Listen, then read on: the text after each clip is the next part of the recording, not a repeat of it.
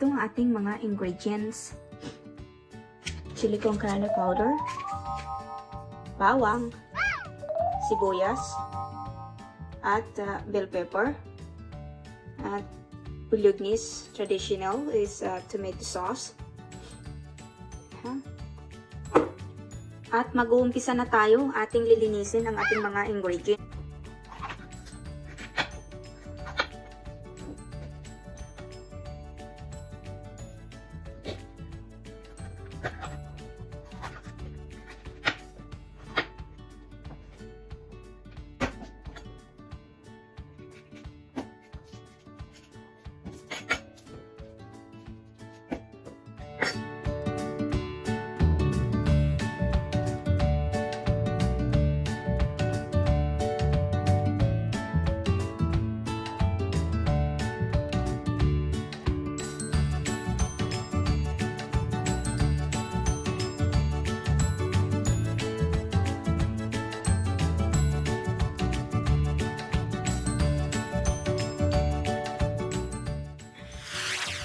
Ito nga pala ang ating mga ingredients. Nahiwa na natin. Bawang, sibuyas, chiling pula, bell pepper na pula, at bell pepper na green. Itong bolognese na tomato sauce, tomato paste, knorr. This is powder, chili con carne powder. At ito yung ating knorr cubes. At saka, of course, itong ating lutuan. It's very good. 500 grams of beef, ground beef. So, umpisa na tayo. Sindihan ko yung kawali. Nagamit pala tayo ng olive oil kasi ayaw ko ng gumamit ng butter kasi ang butter medyo siya, dumidikit sa kawali.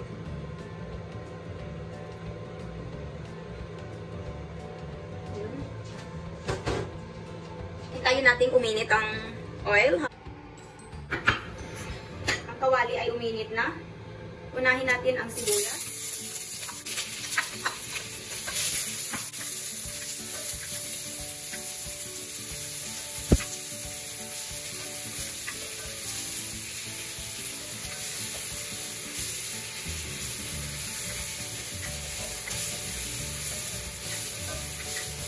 Hayaan natin magiging magiging konting brown siya. Ay, ayan na, nasunog na. Ilagay na natin ang ating bawang.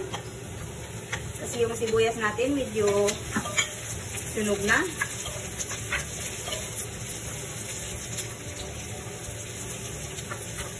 Brown na siya.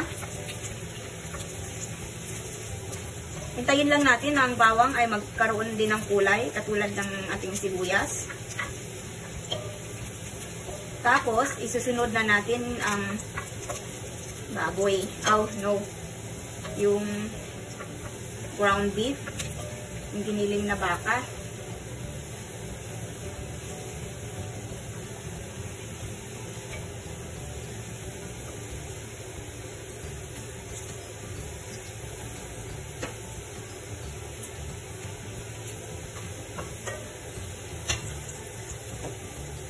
Ngayon, ilalagay po natin ito, ang ating giniling na baka.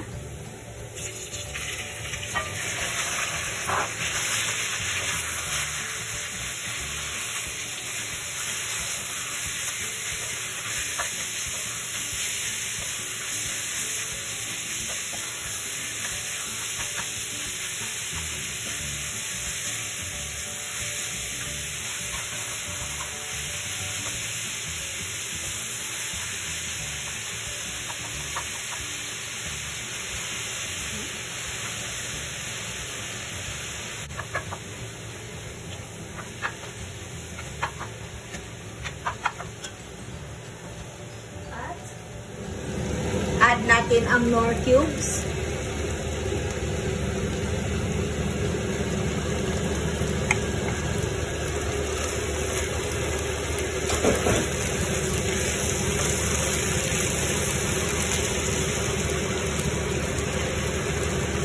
I-add natin ang tomato paste.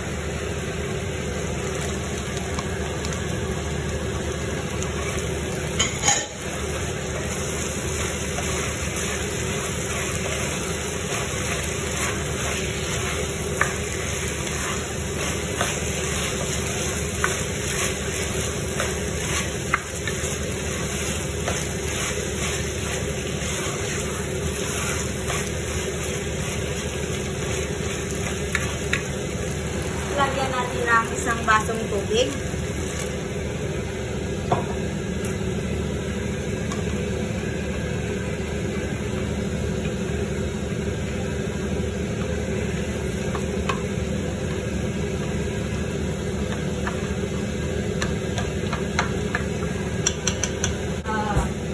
Half of tomato sauce.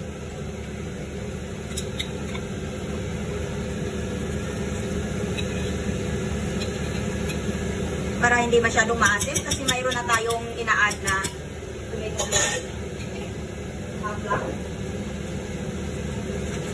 At ating isusunod ang ating chili con carne. Chili con carne.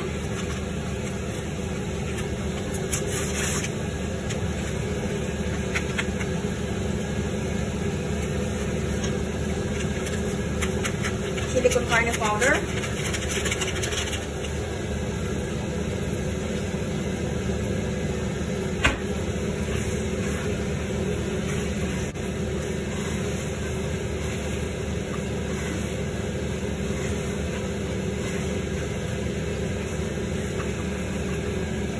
And I will add 1 more cup of water.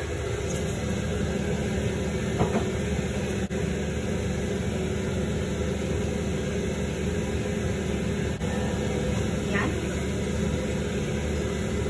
Medyo ganda niya. I-add natin ang ating red bell pepper. Green bell pepper.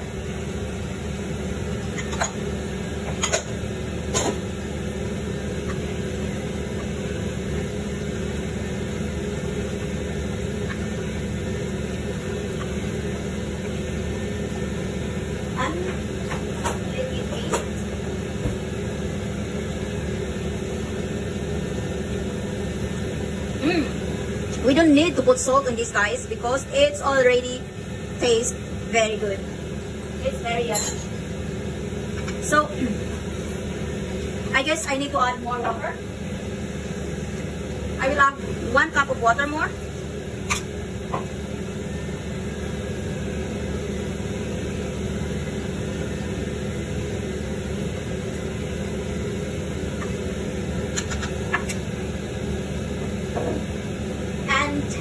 Last, we have to add the kidney beans. Nakalimutan ko palang bumili ng yung kidney beans na yung red. Nakalimutan ko, so instead of that, I use this another beans, butter beans.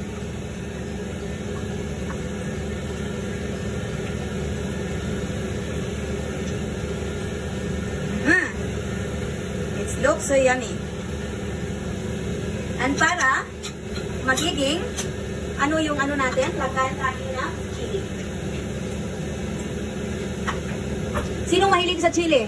Marami tayong chili. Lagyan natin ng mga 1 teaspoon of chili.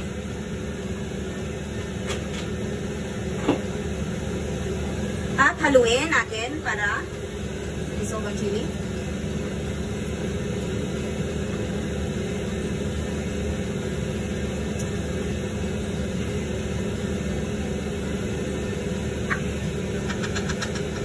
And ilagay natin sa mahina ang apoy, just 3 and let it, and we just let it simmer for 10 minutes. Okay. I have to shake it time to time so it will not get stick to the pan. Look at that. It looks so beautiful. Ooh. Looks so yummy. Ito na siya. Ooh. Look at that. Looks so yummy.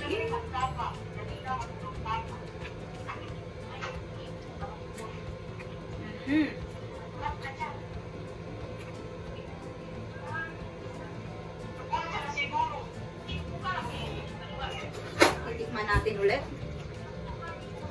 Ang lasa.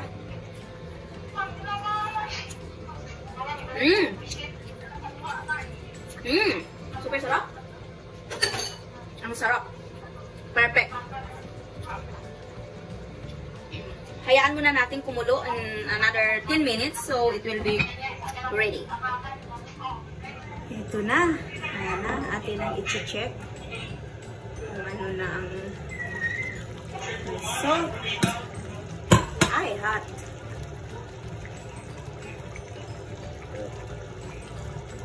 Woo! Yan, uy. Super sarap naman ang itsura. Look at that. Look at that. How masarap is that?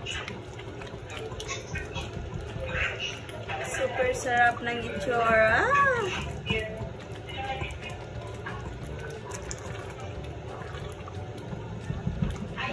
Yes. Ito na po ang ating niluluto na chili con carne. Super looks masarap. And yeah.